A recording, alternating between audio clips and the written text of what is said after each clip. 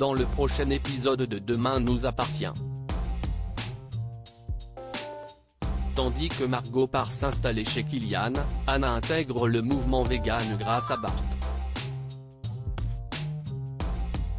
Bilal, de son côté, reçoit enfin la visite de Nour et Victoire tente d'échapper à Martin. Attention, les paragraphes qui suivent contiennent des spoilers sur l'épisode de Demain nous appartient diffusé demain soir sur TF1. Si vous ne voulez rien savoir, passez votre chemin. Mercredi 6 février dans Demain nous appartient. Anna intègre le mouvement végan toujours sous le choc des menaces qu'elle a reçues dans sa boucherie. Chantal demande à Karim de tout faire pour trouver et arrêter les coupables, et ajoute que si la police refuse de lui assurer sa protection, elle se défendra elle-même en achetant un fusil. En parallèle, Chloé et Alex proposent à Margot de partir quelques jours tous ensemble à Madrid pour se changer les idées, mais l'adolescente leur rappelle que l'avion n'est pas franchement un moyen de transport très écologique.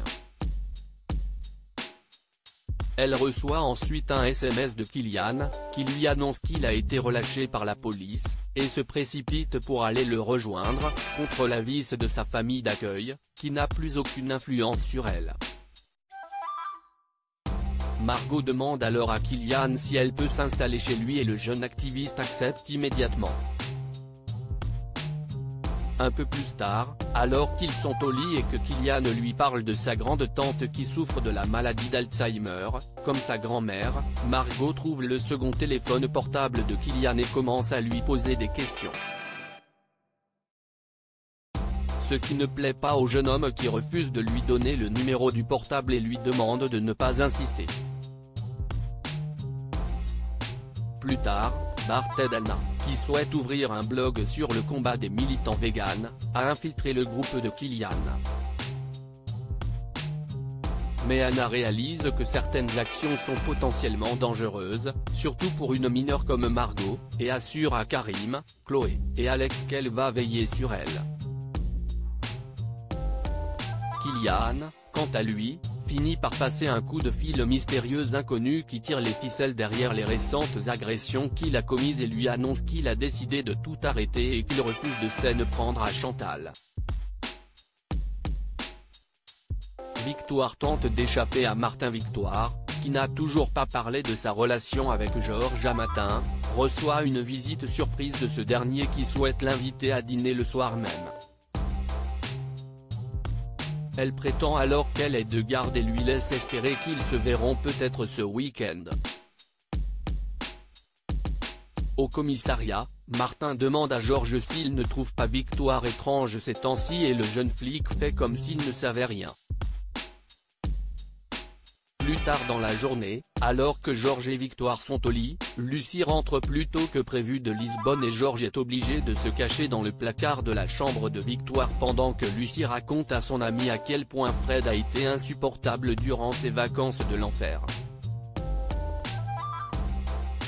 Mais Victoire n'est pas au bout de ses peines puisque Martin revient ensuite à la charge, ayant découvert qu'elle ne travaillait finalement pas, et elle n'a donc d'autre choix que d'aller dîner avec lui. Un dîner qui n'ira pas plus loin puisque, alors que Martin raccompagne Victoire et lui laisse entendre qu'il a très envie d'elle, la jeune femme le rembarre en prétextant qu'elle se lève tôt demain et qu'elle a envie de dormir seule. Georges, qui faisait semblant d'être endormi sur le canapé, fait alors remarquer à Victoire qu'elle vient de le préférer à Martin. Nour rend enfin visite à Bilal en prison. Bilal, amoché au visage suite à son passage à tabac par Riyad, hésite à se rendre à son parloir où l'attendent Soraya et Nour, qui s'est enfin décidé à venir le voir. Son compagnon de cellule, Korka, lui fait alors remarquer que lorsque de la famille vient nous rendre visite, on ne laisse pas passer cette chance. Mais malheureusement, Bilal arrive trop tard, ses filles sont déjà reparties. Soraya ne manque pas de faire part de sa déception et de son incompréhension à Leïla, qui décide d'aller demander directement des explications à son mari. Elle découvre alors qu'il s'est fait frapper et Bilal finit par lui avouer qu'il est victime d'un racket.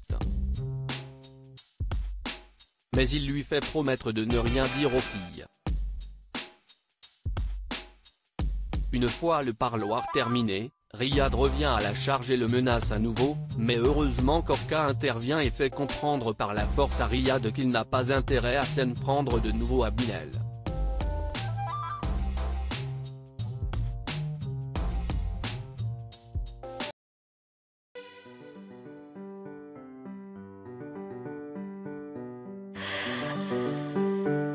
The man I love just had